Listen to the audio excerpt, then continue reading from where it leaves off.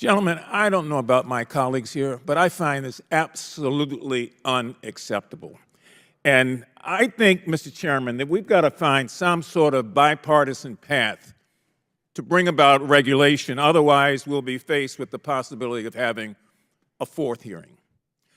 Hubert Humphrey said something that bears repeating. He said that the moral test of government is how that government treats those who are in the dawn of life, how they treat those who are in the twilight of life, and how that government treats those like the elderly and others who are in the shadows of life.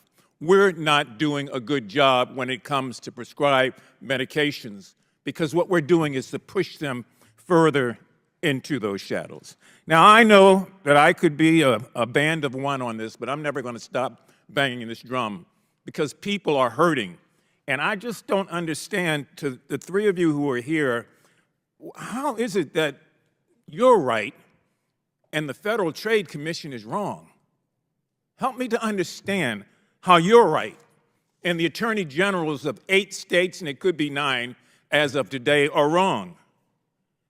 Please tell me how the analysis done by major media outlets like the New York Times and others underscore this problem, but they are wrong. And please tell me how pharmacists and doctors say that you are the problem and you say they are not.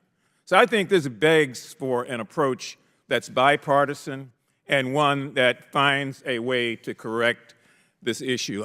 Quite frankly, I'm tired of running around and playing Ring Around the Rosie.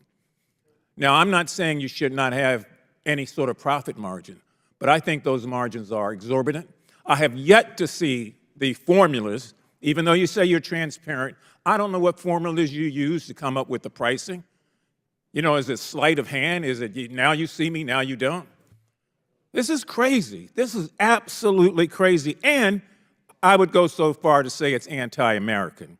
And for my colleague who said earlier that 90% of all of this can be corrected, that is preventable, there are cases of obesity that are generic.